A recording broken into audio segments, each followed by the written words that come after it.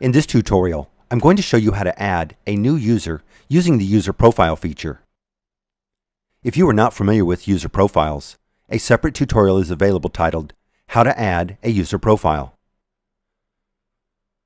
Using user profiles to create a new user account will simplify the process to add a new user because the user profile will pre-populate many of the fields for me.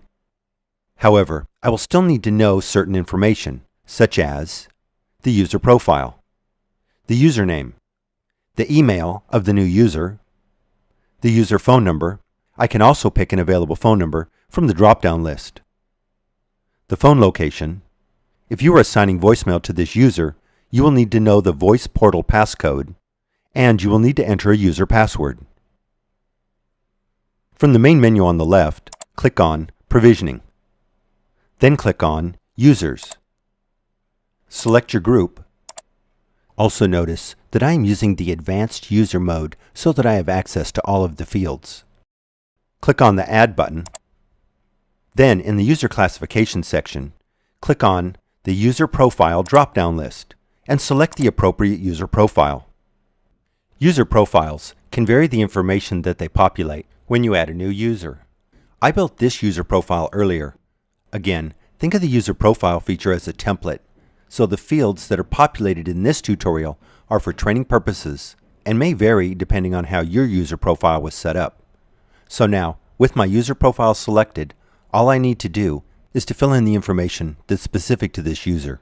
I'll start with the last name and first name fields. This information here will also populate the ClearSpan user ID and the calling line ID fields below. Enter their email address, select their phone number. I don't have to activate this phone number because this user profile does that for me. Enter the phone location. Enter the user's voice portal passcode. Enter the user's password. If you want the system to send the new user a new user notification, you will need to enter their email address. Here are the user ID and calling line ID fields that were populated from the last name and first name fields, and from the phone number drop-down list. Towards the bottom of the screen is the MAC address field.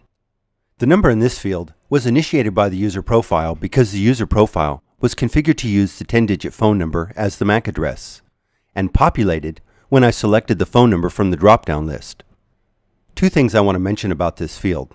First, when the phone is plugged in and boots up, this is the auto-install device ID that the end user will enter to activate the phone. As a side note, the format for the auto-install device ID is configured when the user profile is built.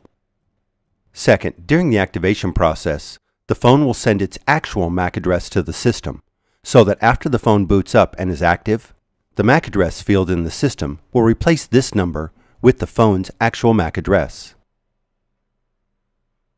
Scroll back up to the top of the page and click on the OK button. Now when the new user plugs their phone in, they will be prompted to enter an auto-install device ID. So all they have to do now is enter their 10-digit phone number, which was the format this user profile used. Then click on the Done Soft key. It will then prompt them to confirm their name. They'll press OK. The phone will reboot and then will be active and ready for use. This completes how to add a new user using the user profile feature.